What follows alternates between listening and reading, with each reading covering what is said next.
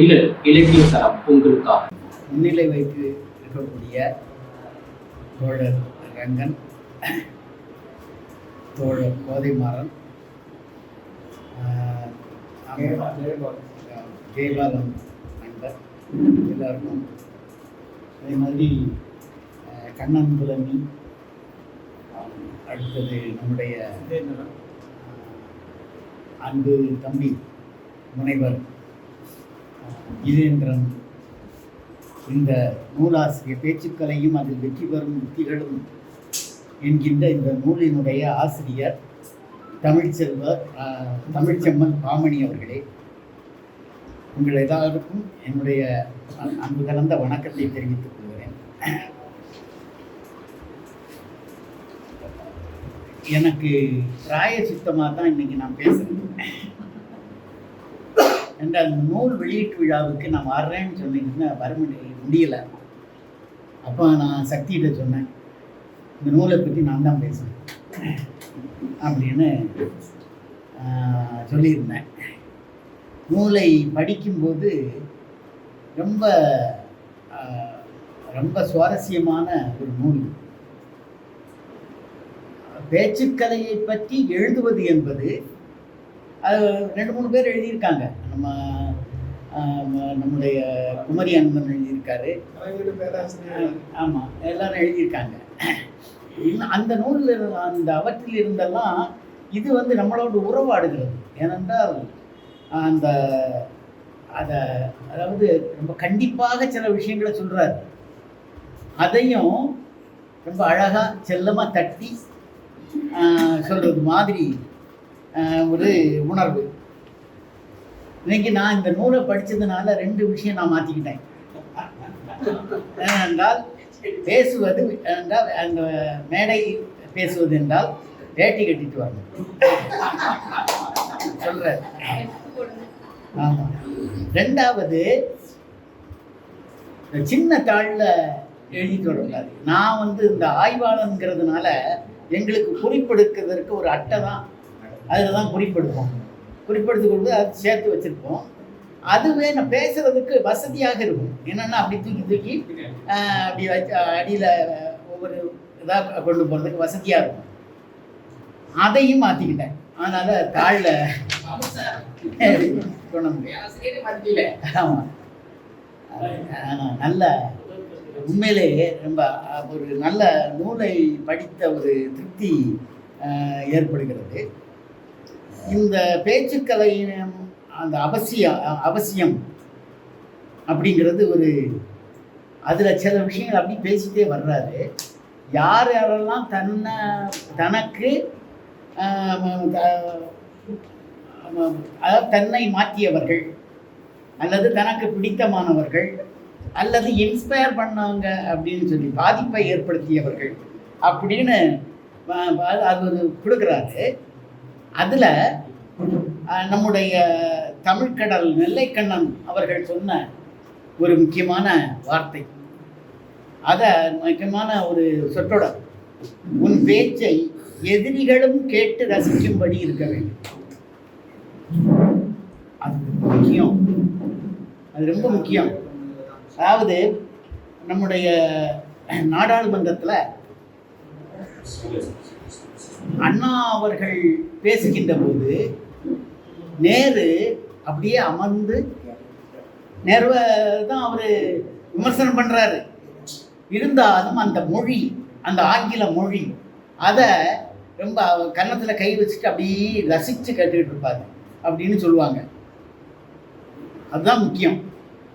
எல்லாரையும் தன்பால் இழுக்கக்கூடிய ஆற்றல், அதாவது அதை உணர்ந்து தான் நம்முடைய, இப்போ நான் பேசுகிறேன்னு, நான் பேச்சாளன் இல்லை, எனக்கு பேச்ச வராது. ஆமாம், நான் பேச்சாளன் இல்லை. ஆனால் என்னன்னா உள்ளாத சொல்லிடுவேன். அதுதான் இது. அந்த வகையில் 2வதாக பயிற்சி 1ன்னு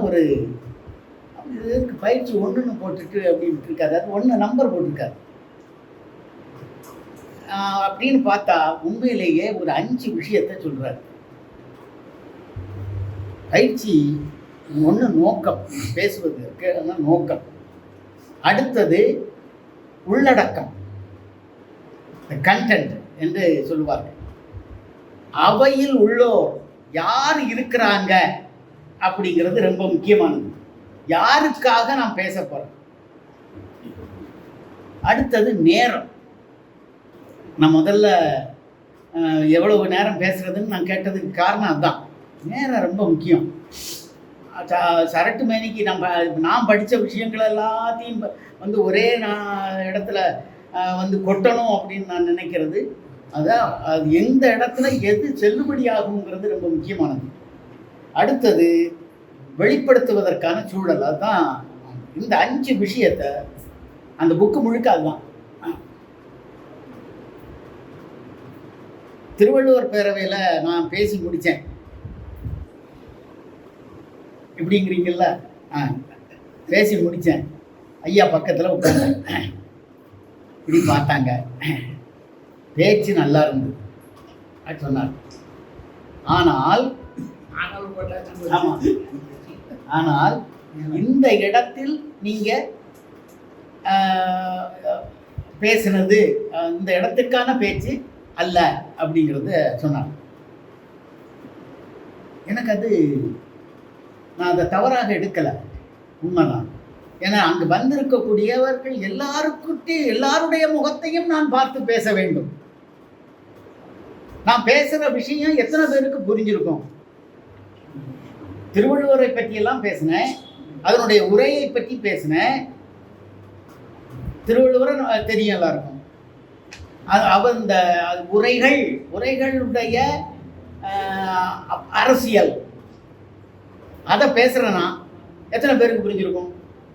தமிழ் சார்ந்த செய்திகள் தான் சொன்னீங்க. ஆமாம், தமிழ் சார்ந்தது தான் சொன்னேன். ரெண்டாவதாக அடுத்தது வஉசியை பற்றி பேசினேன். வஉசியினுடைய திருக்குறள் உரையை பற்றி பேசினேன். அவர் வந்து பரிமேலழகரை எவ்வாறு விமர்சனம் செய்கிறார் என்பதை பற்றி பேசினேன். அது அந்த இடத்துக்கு தேவையில்லைன்னு நான் நினைச்சேன். அதுக்கப்புறம் தான் யோசிச்சு பார்த்தேன். உங்களுடைய விமர்சனம் சரி, நான் அதை ஏற்றுக்கொண்டேன். அப்படி ஏற்றுக்கொள்ளலை அப்படின்னா அடுத்த தடவை இதே தப்பு தானே பண்ணுவேன். அதுக்காக அந்த ஒன்று. அடுத்தது பேசுவதற்கு ஒரு நோக்கம் வேண்டும். அதை முதல்ல தீர்மானித்துக் கொள்வது, அதனுடைய உள்ளடக்கம். இந்த கண்டென்ட் அந்த எல்லா விஷயத்துலையுமே உருவமும் உள்ளடக்கமும் கலைப்படைப்பு என்றாலே வரணும். கண்ணன் புலமை எழுதியிருக்கிறாரு அப்படின்னு சொன்னால் அந்த கவிதையினுடைய உருவம், அதனுடைய உள்ளடக்கம், இது ரெண்டும் ரொம்ப முக்கியம். உள்ளடக்கம் மாறுகின்ற போது உருவம் மாறிக்கொண்டே இருக்கும். நிறைய பேர் என்ன நினைக்கிறோன்னா உருவத்தில் இருந்துட்டா தான் கவிதை அப்படின்னு நினைக்கிறோம். இல்லை, கவிதையினுடைய உள்ளடக்கம் மாறுகின்ற போது அது உருவத்தை மாற்றும். நிச்சயமாக அது ரொம்ப முக்கியம். அடுத்தது பார்வையாளர்கள். அந்த எல்லாருடைய முகத்தையும் பார்த்து பேச வேண்டிய சில ஆட்கள் இருக்காங்க. என்ன செய்வாங்கன்னா டான்ஸ் பாக்கெட்டில் கையை விட்டுக்கிடுவாங்க அல்லது கையை கட்டிக்குவாங்க. பார்வையாளரை பார்க்க மாட்டார்கள். இப்படி பார்த்துட்டு தான் படித்ததெல்லாம் கட கட கட கட கடன்னு அடுத்தவன் என்ன யோசிக்கலான்னு பார்க்காம அது பாட்டுக்கு வந்துகிட்டு இருக்கும். ஒரு காலம் செய்யக்கூடாது. அதில் பின்னாடி அவர் பேசுகிறார், அந்த எப்படி அவங்கள ஒவ்வொரு பார்வையாளர்களையும் ஈர்க்க வேண்டும் அப்படிங்கிறதுக்கு சில விஷயங்களை அவர் பேசுகிறார். இந்த மாதிரிப்பட்டது. அடுத்தது பேசும் தன்மையினுடைய அந்த முறை, விளங்கக்கூடிய முதல்ல விளங்குமாறு புரியுமாறு பேசுவது. அடுத்தது பல தன்மையுடைய பார்வையாளர்கள் இருப்பார்கள் என்பதை எப்போதும். இப்போ நான் நாட்டார் வழக்காற்றியல் துறையில் யாருக்காக பாடம் எடுத்தவன் அப்படின்னா எம்ஏ ஸ்டூடெண்ட்ஸுக்கு தான், முதுகலை மாணவர்களுக்கு தான் நான் பாடம் எடுத்தேன். முதுகலை மாணவர்களுக்கு எடுத்த பாடத்தை அப்படியே கொண்டு இளங்கலை மாணவர்களுக்கு சொல்லிக் கொடுக்க முடியாது. சொல்லக்கூடிய முறை மாற வேண்டும். சொல்ல உள்ளடக்கம் கூட அதுவாக இருக்கலாம். ஆனால் சொல்லக்கூடிய முறையை மாற்றி நாம் வந்து பேச வேண்டும் அப்படிங்கிறது ரொம்ப முக்கியமானது. அடுத்தது அதை நான் பல விஷயங்களை பார்த்துருக்கிறேன். ஏன்னா பெரிய பெரிய ஆட்களோடலாம் அவருக்கு எப்படி வாய்ப்புகள் இருந்ததோ அதே மாதிரிப்பட்ட வாய்ப்புகள் எனக்கும் இருந்தது. அவர்களெல்லாம் பெரிய பேச்சாளர்களெல்லாம் இல்லை. ஆனால் தோமுசி ரகுநாதன் பெரிய பேச்சாளர். அந்த காலத்தில் டிக்கெட்டு வசூல் பண்ணுவாங்கன்னு பண்ணியிருக்காங்க. ஆமாம், அவங்களுக்கு தெரியும் அது. ஆமாம், இது தோமுசி வந்து எட்டயபுரம் பாரதி விழாவில் இப்போ 21 21, 22 நடக்க போகுது. எட்டயபுரம் பாரதி விழாவில் தோமுசி வந்து நாங்கள் நாகர்கோவிலில் இருந்து அப்போ இளைஞர்கள் 1978 கதையை சொல்கிறாங்க. ரகுநாதனை பார்த்த உடனே அந்த திரும்பவும் திரும்பவும் பிறப்பேன் அப்படின்னு சொல்லுவோம். இப்படி பார்ப்பார், சிரிக்க மாட்டார் மனுஷன். அப்படின்னு தான் இருக்கும். கையை அப்படி வச்சுட்டு திரும்பவும் திரும்பவும் பிறப்பேன், நான் திரும்பவும் திரும்பவும் பிறப்பேன், இந்த கவிதையை வாசித்து முடிப்பார். அந்த சொல்லி முடிப்பார். ஒரு தடவை அப்படி சொல்லிக்கிட்டு இருக்கும்போது 79ன்னு நினைக்கிறேன், ஜெயகாந்தன் வர்றார். ஜெயகாந்தனை பற்றி சொல்லியிருக்கீங்க. ஜெயகாந்தன் வர்றார். அப்படி வரும்போது அவர் கையில் பைப் இருக்கு, ஸ்மோக் பண்ணுற அந்த பைப்பு கையோட வச்சுக்கிட்டு அப்படி முடி அப்படி நிறைய வளர்த்து போட்டிருந்தா அப்போ அந்த நேரம் அப்படி வர்றார், குனிஞ்சுக்கிட்டே வர்றார். ஜெயகாந்தனுக்கு பேசக்கூடிய நேரம் வந்து திரும்பவும் திரும்பவும் பிறப்பேன் என்று ரகுநாதன் சொன்னார். நான் நாத்திகன், கடைந்தெடுத்த நாத்திகன். இந்த ஆக்ஷனே இப்படிதான் சார். கடைந்தெடுத்த நாத்திகன், கடைந்தெடுத்த நாத்திகன். அவர் திரும்பவும் திரும்பவும் பிறப்பேன் என்று சொல்கிறார். அவருக்கு மறுபிறவியில் நம்பிக்கை இருக்கிறது. எப்படி ட்விஸ்ட் பண்றார் பாருங்க. மறுபிறவியில் நம்பிக்கை இருக்கிறது. நான் நாத்திகன் சொல்கிறேன், கறந்தபால் முளைமுகா அப்படின்னு அடிச்சார். ரகுநாதன் சொன்னது, இந்த உலகத்துல தீமைகள் இருக்கும் வரை நான் திரும்பவும் திரும்பவும் பிறப்பேன். கவிஞனாகிய நான் பிறப்பேன். நான் இல்லைன்னா பிரபு, பிரபு இல்லைன்னா கண்ணன் புலமை, யார் வேணாலும் வருவாங்க அப்படிங்கிற அர்த்தத்தில் அவர் சொல்றார். அப்புறமா ரகுநாதன் வந்து ஒரு கவிதை, தென்பொதிகை சாரலிலே தென்றலோடு சேர்ந்து உலகில் முன்பொரு கால் என்றைக்கோ முளைத்தெழுந்த தலைமகளை, தமிழை பற்றி பாடுறார்.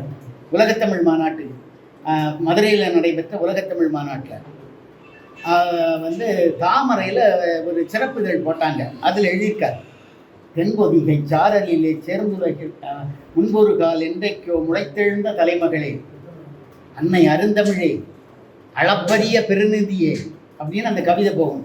கெட்டி சிலம்போசை கிளுகிழுக்க வந்தவளே, மணிவாசகத்தம் மணினாவில் ஒழித்தவளே அப்படின்னு ஒரு பெரிய கவிதை அப்படி எழுதுறாரு. அவ்வளவு ஒரு ஒரு ஒரு இந்த ரெட்டரிக் தன்மை, அதாவது பேசக்கூடிய ஆற்றல் படைத்தவர் அவர். அப்புறம் பேச்சாளனுடைய பண்பு நலனை பற்றி பேசுகின்ற போது முக்கியமா முதல்ல சொல்றது வந்து பேசாதவனுடைய உடல் மொழி, கைனசிக்ஸ் என்று ஆங்கிலத்தில் சொல்வார்கள். ஸோ லிங்குஸ்டிக் மொழியியல் படித்தவர்களுக்கு தெரியும். அந்த கைனசிக்ஸுங்கிறது என்னன்னா, பேசும்போது சமம் மாதிரி நின்றுட்டு பேசக்கூடாது. முகத்துல எக்ஸ்பிரஷன் வேணும் இல்லையா? முகத்துல அப்பதான் அடுத்தவங்களுக்கு அது அது அது வந்து தகவல் தொடர்பை செய்து கொண்டே இருக்கும். முகம், கை கால்களுடைய அசைவு, தலையினுடைய அசைவு, இதெல்லாம் ரொம்ப முக்கியம், ரொம்ப முக்கியம். அதை வந்து ரொம்ப அழகா அவர் வந்து அது மைக் இல்லாத இடங்கள்ல அது ரொம்ப முக்கியங்கிறார். அது அந்த இடம்லாம் எனக்கு ரொம்ப பிடிச்சது. அடுத்தது அவர் சொல்றது உடல் மொழிய, இன்னொன்று உடல் மொழி மட்டுமில்லை, அந்த பேச்சு மொழியிலேயே பேசுறத வச்சே நம்ம ஆர்டர் போட்டுடலாம். பிரபு அந்த கதவை சாத்துங்க,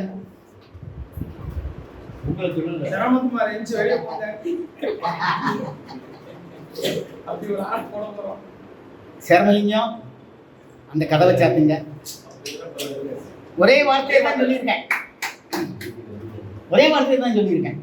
3 வார்த்தைகள் இல்லையா? ஆனா அவருக்கு கோவம் வர மாட்டேங்குது. பிரபு என்ன நினைக்கிற, நமக்கு அண்ணன் ஆர்டர் போடுறதுக்கு இவர் யாரு நினைக்கலாம். இந்த இது வந்து லிங்குவிஸ்டிக்ஸ்ல சொல்லி தருவாங்க. ஸ்பீச் ஆக்ட்பாங்க. ஸ்பீச் ஆக்ட் பேச்சினுடைய பேச்சு செயல். அது அந்த பகுதியை வந்து அவர் மொழியியல் படித்தாரா என்னன்னு தெரியல. ஆனால் அந்த விஷயம் அதுக்குள்ளே வருது. அதான் அடுத்தது கொள்கை, சமூக அக்கறை, சொல்லும் செயலும் ஒன்றாக இருக்கும். நல்ல பாயிண்ட். சமூக அக்கறை உடையவன் தான் அந்த பேச்சாளர். அதாவது நான் வேற செய்கிறத அவ்வளவு வேண்டாத்தனம் மேடையில் வந்து முழங்கிக்கிட்டு போகிறது. யாரெல்லாம் மனசில் வச்சு எழுதுனாருன்னு தெரியல. அழகாக எழுதியிருக்கிறார் அந்த இடம். அடுத்தது எனக்கு தெரிஞ்ச விஷயத்தெல்லாம் நான் இந்த இடத்துல கொண்டு வந்து டம்ப் பண்ணணும்னு நான் நினைக்கிறேன்னா அது எடுபடாது. அப்புறம் பேசுவதற்காக தயாரித்தல் என்பது ரொம்ப முக்கியமானது. ஒரு விஷயம் நீங்கள் உங்கள் எல்லாருக்கும் தெரியும்னு நினைக்கிறேன். நான் பேசுவதாக இருந்தால் குறிப்பு கண்டிப்பாக இருக்கும். குறிப்பு இல்லாமல் என்னால் பேச முடியாது. அங்கேயே புத்தக திருவிழாவிலே சொல்லிட்டாங்க. புத்தகம் முதல் தான் வாங்க சொன்னாங்க, வாங்கினேன். பேச சொன்னாங்க, முடியாது. அன்னைக்கு தான் புக்கை பார்க்கேன், அப்போ தான் பார்க்குறேன், வெளியிடும்போது தான் பார்க்குறேன். நான் எப்படி பேசுவேன்? முடியாது. தோழர் நாரமுநாதன் சொல்லி பார்த்தாரு, முடியாது தோழர் அப்படின்னு. என்னால் முடியாது. சும்மா வந்து கடனை கழிக்கிறதுக்கு எனக்கு மனது வராது. அடுத்தது பிராக்டிஸ், செய்முறை பயிற்சி என்பது ரொம்ப ரொம்ப முக்கியமானது. அந்த பகுதி வந்து நல்லா எடுத்தது. எதுக்கு அவர் இந்த நூலில் சிறப்பானது என்னன்னா, பேசுவதனுடைய உள்ளடக்கத்தை சொல்லுவது போலவே அவரை நம்ம என்ன பார்க்க வேண்டி இருக்குது அப்படின்னு சொன்னால், பேசுவதற்கான அந்த தனி மனிதர் அவருடைய உடல் மொழியோடு சேர்ந்து எப்படி இருக்கணும் பேச்சு, அப்படி அந்த ஆள் எப்படி இருக்கணும், குரலை வளப்படுத்துவது ரொம்ப முக்கியமானது. செய்யக்கூடாதவை எவைன்னு அவர் அழகா சொல்றாரு. மேடையில் வந்து உட்கார்ந்துக்கிட்டு காலுக்கு மேல் கால் போடுறது அது சொல்றாரு. அடுத்தது ஆமா சொல்ல செல்போனை நோண்டுறது இல்லை.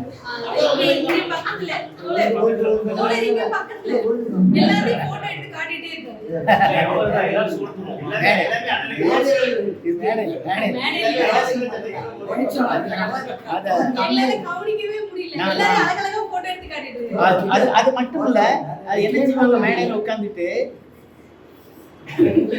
பேசிக்கிட்டே இருப்பாங்க.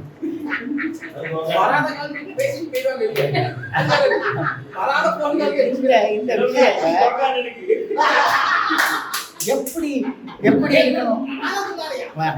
எப்படி இருக்கணும் அப்படின்னா, இந்த வயிறு முட்டை சாப்பிடக்கூடாதுங்கிறார். அது மேடை பேச்சாளர்கள் உங்களுக்கு அனுபவம் இருக்கும்னு நினைக்கிறேன். அது உண்மை. பேராசிரியர் மகாலிங்கம்னு ஒருத்தர் நாகர்கோவில் தேசிய இந்து கல்லூரியில் பேராசிரியராக இருந்தார். அவர் சொல்லுவார், மேடைக்கு போகிறதுக்கு முன்னாடி கொஞ்சம் வயிற்றுக்கு போட்டுக்கணும். பேசியெல்லாம் முடிச்சுட்டு வந்த பெரிய பேச்சாளர் பேசியெல்லாம் முடிச்சுட்டு வந்த பிறகு அதுக்கப்புறம் சாப்பிட்ற சாப்பாடு இருக்குல்ல, அதுக்கு பேர் சாப்பாடு இல்லை, தீவனம். குமரி மாவட்ட பழைய தீத்தி அப்படின்னு அவர் சொன்னார். உண்மைதான்.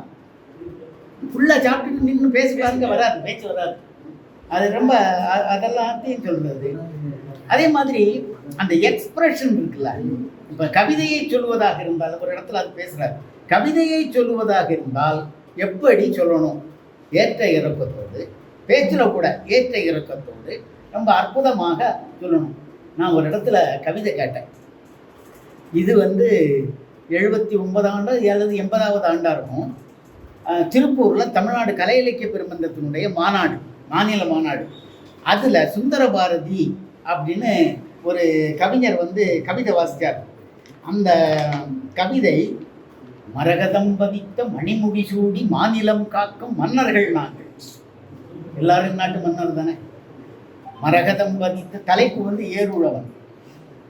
அப்போ ஏறுழவன் சின்ன இருந்தனார் உன்னை எங்கேயோ நான் பார்த்த மாதிரி இருக்கனே இருக்குது அப்படின்லாம் அதை ஆரம்பிக்கும். அதுக்கப்புறம் சொல்றாரு மரகதம் பதித்த மணிமுடி சூடி மாநிலம் காக்கும் மன்னர்கள் நாங்கள், எங்கள் வீட்டு வாயில்கள் திறந்தே இருக்கும் திருவருள் பெற்றவை, ஏனெனில் அதற்கு கதவுகளே இல்லை. எங்கள் பெண்களின் செங்கரம் பூத்த மலர்கள் என்று புலவர்கள் செப்புவார், அதில் காய்த்தும் இருப்பதை கவிஞர்கள் அறிவரோ. எங்கள் வீட்டில் பட்டு சேலைகளால் மகர தோரணங்கள், அவை அழைக்காத விருந்தாளி சிலந்தியின் அன்பளிப்பு பரிசு. எங்கள் வீட்டில் உதய சூரியனின் நேரடி பார்வை, அவை கொடுக்கிற தெய்வத்தின் குறுக்கு வழிகள். கொடுக்கிற தெய்வம் குறை பவர்ஃபுல்லான கவிதை. அப்போ கேட்டது எனக்கு இன்னும் மறக்கல. ஒரு தடவை கேட்டதுதான். அப்போ அதுக்கு காரணம் என்ன அப்படின்னா, அதுக்குள்ள போய் தைக்குது, நமக்கு நெஞ்சுக்குள்ள தைக்குது. அதுதான் ரொம்ப முக்கியமானது. அவ்வளவு அனுபவமிக்க நூலாகத்தான் இது இருக்குது. அந்த அந்த பேசக்கூடியவங்க அனுபவத்தை சொல்ல வேண்டும். அனுபவம், அதுக்கப்புறம் எக்யூப் பண்ணுறதுன்னு நம்ம சொல்லுவோம்ல, வாசிப்பு, தொடர் வாசிப்பு உங்களுக்கு இருக்கு. அதான் நீங்கள் உங்களால் பல விஷயங்களை பேச முடியுது. தொடர்ந்து வாசித்து கொண்டு, ஏன்னா 40 வருஷம் நான் தெரியும் வர ஆராய்ச்சி கூட்டத்துக்கெல்லாம் வருவார். அந்த அந்த தொடர் வாசிப்பு ஒரு மனிதனை வந்து மெருகேற்று. அப்போ என்னன்னா, நான் மேடையில் நிற்கிறான் அப்படின்னு சொன்னால் அவனுக்கு 4 விஷயம் நல்ல விஷயத்த பேசுவான். அது நம்ம பேச்சு கலை அப்படிங்கிறது அது வந்து ஒரு கலை, ஒரு ஆர்ட். மற்றபடி எனக்கு பேச தெரியாதுன்னு நான் சொன்னது அதுதான். எனக்கு அவன் அந்த அலங்கார சொல்லு அது இதெல்லாம் ஒன்றும் வராது. இப்போ கருணாநிதியெல்லாம் பேசுகிற அந்த காலத்து பேச்செல்லாம் எங்கள் அப்பா பயங்கரமாக இருக்கும். அண்ணாவுடைய பேச்சும் அதே மாதிரி தான் பயங்கரமாக இருக்கும். சொல்லுவார்ல, இருக்கின்ற உயிர் ஒன்று தான், அது போகப் போவதும் ஒரே ஒரு முறைதான், அவ்வுயிர் இழை கட்டி இருமி போகாமல் என் தாய்மொழியாகிய தமிழை காக்கப் போகுமானால் அதனால் நான் பெருமை அடைவேன். நான் அந்த காலத்தில் நோட்டில் எழுதி வச்சுருப்பேன் இந்த கவிதையை. எப்போ பார்த்தாலும் திருப்பி திருப்பி படிக்கிறதுக்காக அண்ணாவினுடையது. இது இந்த மாதிரி பட்ட ஒரு விஷயத்தை எடுத்து அதை பின்னி பின்னி பின்னி 13 இயல்கள்னு நினைக்கிறேன், 16 அதை இயல்களாக பிரித்து ஒவ்வொன்றிலையும் ஒவ்வொரு ரெப்படேஷன் வராமல் வந்து அழகாக எழுதி தந்திருக்கிறார். அப்போ அவர் வந்து தமிழுக்கு ஒரு கொடையினை தந்திருக்கிறார். இளம் பிள்ளைகள், உருவாகக்கூடிய பிள்ளைகள் இந்த நூலை கண்டிப்பாக படிக்க வேண்டும். அந்த சின்ன பிள்ளை பேசப்படுறான், அவளுக்கு இந்த புக்கு பயன்படும். ஒரு வருஷம் 2 வருஷம் கழித்து படிக்கணும், அவளுக்கு பயன்படும். அது மாதிரி அதுதான் ஒரு நூலினுடைய பயன் என்பது நான் அப்படித்தான் நினைக்கிறேன்.